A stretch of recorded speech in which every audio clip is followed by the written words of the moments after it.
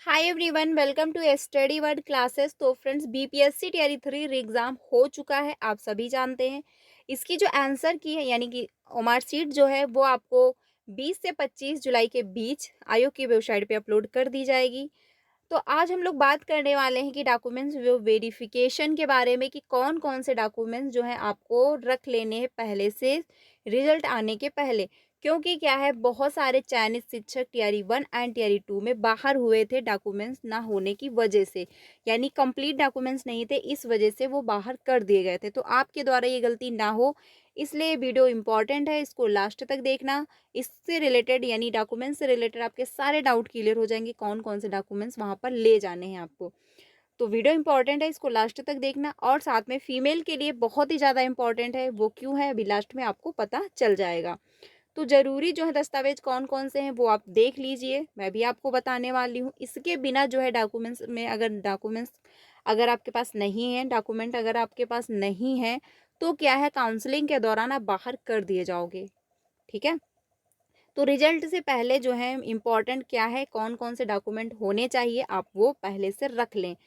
तो चलिए वीडियो को स्टार्ट करते हैं। चैनल पे पहली बार आए हो तो वीडियो को लाइक करके चैनल को भी सब्सक्राइब कर लीजिएगा, क्योंकि यहाँ से आपको टीचिंग से रिलेटेड सारे अपडेट टाइम से मिल जाते हैं।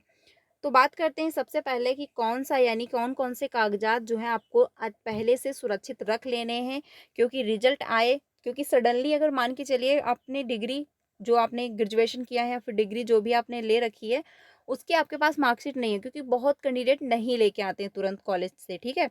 तो अब सडनली आपका रिजल्ट आ जाए, फिर आप सडनली गए कॉलेज लेने, तो हो सकता ना भी मिले, तो आप क्या करोगे। इसलिए क्या है, पहले से सारे कागजात जो हैं वो रख लेने हैं सुरक्षित।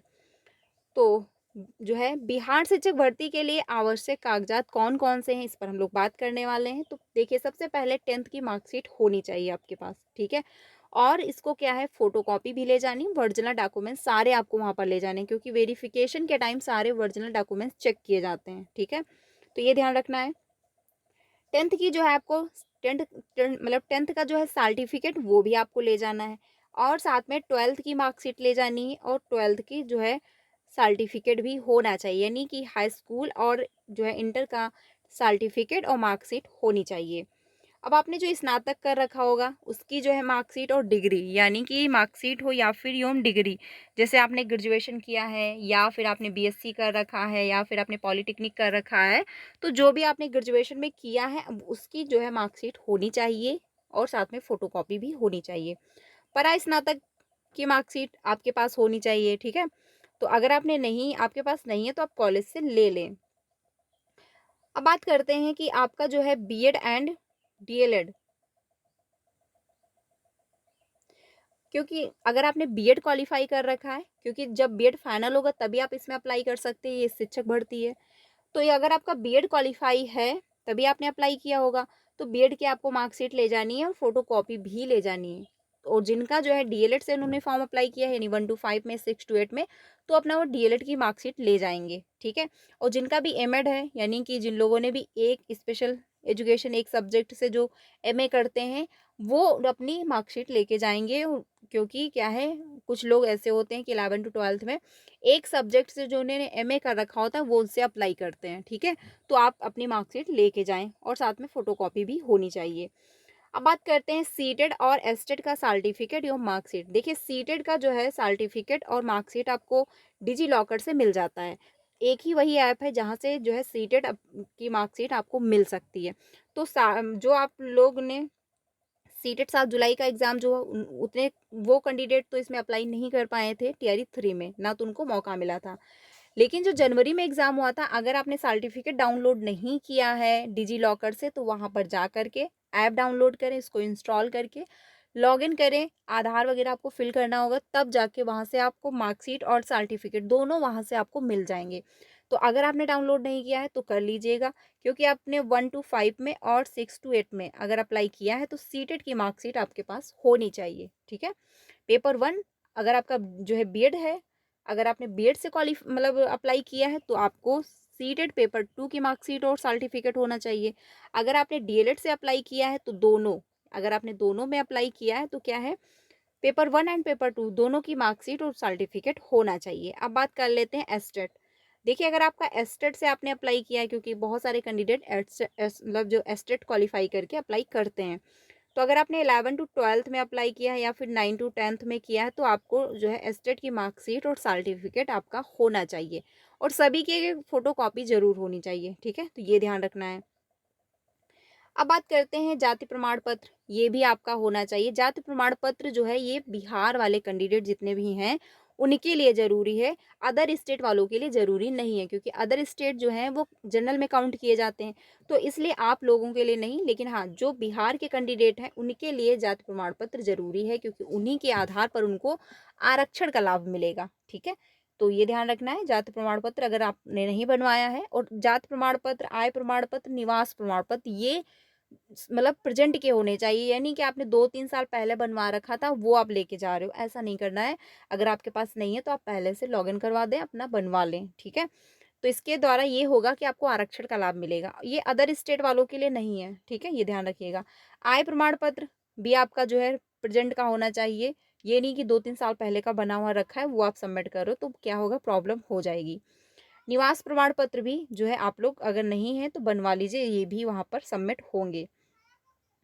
अब बात कर लेते हैं ओबीसी और आपका एनसीएल जो है, अगर आप ओबीसी कैटेगरी से हैं या फिर आप एनसीएल से हैं तो इसका भी जो है आपको बेनिफिट मिलता है, तो ये भी आपको वहाँ पर ले जाना है। अब बात कर लेते हैं ईडब्ल्यूएस सर्टिफिकेट, यानी आर्थिक रूप से कमजोर वर्ग के लिए, क्योंकि इसमें है जो है अगर आपके पास ये सर्टिफिकेट है, ईडब्ल्यूएस वालों के लिए पास अगर ये सर्टिफिकेट है तो आप ज़रूर वहाँ पर ले जाएं, क्योंकि इसका लाभ आपको वहाँ पर मिलेगा। ठीक है, ये ध्यान रखना है। अगर मतलब बिहार कैंडिडेट की मैं बात कर रही हूँ, क्योंकि अदर स्टेट वालों को किसी भी प्रकार का कोई वहाँ पर लाभ नहीं दिया जाता है, जो भी लाभ मिलते हैं उसी स्टेट के कैंडिडेट को मिलते हैं। जैसे बिहार के जितने भी कैंडिडेट होंगे उनको इसका प्रॉफिट मिलेगा, तो अगर आपके पास सर्टिफिकेट है तो आप ज़रूर उसको ले जाएं, इसका भी आपको लाभ मिलेगा। ठीक है, अब बात कर लेते हैं कि दिव्यांगता सर्टिफिकेट, यानी जिन लोगों के पास जिन लोगों को कोई प्रॉब्लम है, दिव्यांगता है, तो अपना वो सर्टिफिकेट वो वहाँ पर ले जाएंगे, लेकिन बिहार के कैंडिडेट, अदर स्टेट के नहीं, क्योंकि अदर स्टेट वालों को इसका लाभ नहीं मिलेगा। ठीक है, ये ध्यान रखना है। तो अगर आप बिहार के कैंडिडेट हैं और अगर आपको किसी प्रकार की कोई प्रॉब्लम है तो आप उसका सर्टिफिकेट भी वहाँ पर ले जाएं, इसको भी जो है इसका आपको लाभ वहाँ पर मिलेगा। ठीक है, और आपको आधार कार्ड अपना ले जाना, आधार कार्ड जो है सभी को ले जाना है, अदर स्टेट वालों के लिए भी और जो बिहार के कैंडिडेट हैं उनको भी ले जाना है। और सबसे इम्पोर्टेंट क्या है, पासपोर्ट साइज जो है फ़ोटो, ये आपको ले जाना है। और कौन से ले जाना है ये भी मैं आपको बता देती हूँ। जो जब आपने फॉर्म ऑनलाइन किया था तो जो फ़ोटो आपने वहाँ पर सबमिट किए थे, जो भी आपने फ़ोटो लगाए थे वहाँ पर, वो फ़ोटो आपको वहाँ पर ले जाने हैं। और फ़ोटो आपको कितने ले जाने हैं, 2 से 3 ले जाने हैं। ठीक है, वही फ़ोटो होने चाहिए। ठीक है, तो ये ध्यान रखिएगा, क्योंकि आपने जब आप एग्ज़ाम देने गए होंगे तब भी आपसे ये कहा गया था कि जो पहचान फॉर्म ऑनलाइन के दौरान आपने पहचान पत्र के रूप में जो है जो फ़ोटो वहाँ पर सबमिट किए थे वही आपको लाने हैं, इसी के द्वारा आपकी एंट्री होगी। तो आप लोग वही ले गए होंगे, वही फ़ोटो जो है आपको वहाँ पर भी काउंसलिंग के दौरान ले जाने हैं। ठीक है, तो ये ध्यान रखना है। पासपोर्ट साइज जो है फ़ोटो, जब आपने ऑनलाइन किया होगा जो फ़ोटो वहाँ पर आप सबमिट किए होंगे वही फ़ोटो आपको जो है ले जाने हैं। अब बात कर लेते हैं, देखिए फ़ोटो वही ले जाने हैं, तो ये ध्यान रखना, और कोई भी फ़ोटो आपको नहीं ले जाना है। अब नोट में क्या है वो भी हम समझ लेते हैं, यानी जाति, आय, निवास, ओबीसी और आपका एनसीएल वर्तमान समय का होना चाहिए। यानी ये किसके लिए है, बिहार के कैंडिडेट के लिए है। ठीक है, वर्तमान का, ये नहीं कि 2 साल पहले बनवाया था आपने वही आप जाके सबमिट करोगे तो प्रॉब्लम क्रिएट हो जाएगी, इसलिए पहले से बनवा लीजिए।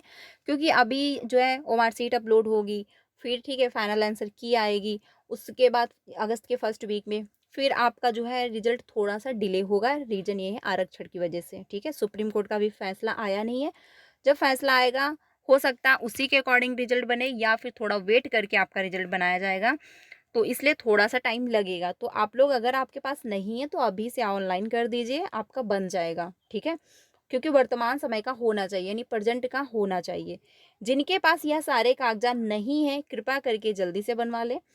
विवाहित महिला का जो है जाति, आय, निवास, ओबीसी जो है एनसीएल में पिता का नाम जो है होना अनिवार्य है। अब ये क्यों है, जैसे कि मान के चलिए कुछ मैरिड, जो भी मैरिड होंगी फीमेल, उनका जो जाति, आय और निवास, ओबीसी मतलब हम किस कैटेगरी से बिलोंग करते हैं, और साथ में जो है एनसीएल कार्ड जो होता है वो आपका जब बनेगा तो उसमें पेरेंट्स का नाम होना चाहिए, यानी पेरेंट्स के मतलब जो है एड्रेस पर बनना चाहिए, जो आपका मतलब आपके जो पिताजी जहाँ रहते हैं, जहाँ आपका मायका है, वहाँ का होना चाहिए। ठीक है, तो ये ध्यान रखना है, ये सबसे इम्पोर्टेंट है, क्योंकि अगर बहुत लोग ये नहीं जानते हैं, क्योंकि क्या होता है कि आप जब आप मैरिड हो जाते हो तो आपका जहाँ पे घर है आप वहाँ से जो है उसी के एड्रेस पे अपनी जाति, आय, निवास बनवाते हो, लेकिन ऐसा आपको नहीं करना है। ठीक है, उस पे आपके पिता का नाम होना चाहिए। तो पिता का नाम तभी होगा जब आप उन्हीं के एड्रेस पे बनवाओगे।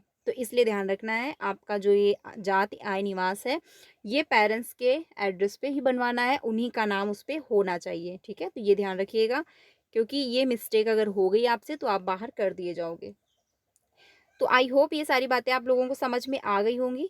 ये सारे डॉक्यूमेंट्स आप लोग अच्छे से चेक कर लीजिएगा, और सभी के सर्टिफिकेट के साथ साथ आपको क्या है, एक फ़ोटोकॉपी ज़रूर ले जानी, एक-एक सभी की फ़ोटोकॉपी ले जानी है, पासपोर्ट साइज़ जो फ़ोटो हैं वो ले जाने हैं। आय-जात निवास अगर आपका नहीं बना हुआ है, बिहार के कैंडिडेट की मैं बात कर रही हूँ, अदर स्टेट वालों के लिए आय-जात की निवास की ज़रूरत नहीं है, ठीक है? मतलब आय-जात की ज़रूरत नहीं है। तो आप लोग बनवा लीजिए, क्योंकि प्रेजेंट का ही मान्य होगा, ये नहीं कि 1 साल 2 साल पहले का मान्य होगा, ऐसा नहीं होगा। क्योंकि डॉक्यूमेंट्स कंप्लीट कर लीजिए, रिजल्ट आएगा, फिर आप तुरंत जो है सारे डॉक्यूमेंट्स कंप्लीट नहीं कर पाओगे, तो फिर काउंसलिंग के दौरान दिक्कत होगी। तो इसलिए पहले से सारे जो हैं कागजात कंप्लीट कर लेने, जो भी डॉक्यूमेंट्स हैं वो सारे कंप्लीट करके आप रख लें, जिससे कोई प्रॉब्लम ना हो। तो वीडियो इंपॉर्टेंट है, ज़्यादा से ज़्यादा अपने फ्रेंड को शेयर करिएगा, जिससे सभी को क्या है इन्फॉर्मेशन मिल सके। बाकी अगर कोई अपडेट आती है तो आपको यहाँ से इन्फॉर्म किया जाएगा, और सबसे इम्पोर्टेंट क्या है, आप सभी के लिए गुड एक न्यूज़ है, क्योंकि आप लोगों को 5 अटेम्प्ट दिए जाएंगे। ठीक है, ये इन्फॉर्मेशन आज की है कि सभी को 5 अटेम्प्ट मिलेंगे, लेकिन हाँ, जो आपका डोमिसाइल है उससे रिलेटेड कोई अपडेट नहीं है कि लागू मतलब ये हटाएंगे या नहीं हटाने वाले हैं, लेकिन मतलब लागू करने वाले हैं या नहीं करने वाले हैं, लेकिन जो है आपका 5 अटेम्प्ट मिलने वाला है, ये जो है आज पता चल चुका है, इन्फॉर्मेशन आ चुकी है। लेकिन जो है ऑफिशियल नोटिस अभी तक नहीं आई है, ऑफिशियल नोटिस आपको जल्दी देखने को मिल जाएगी।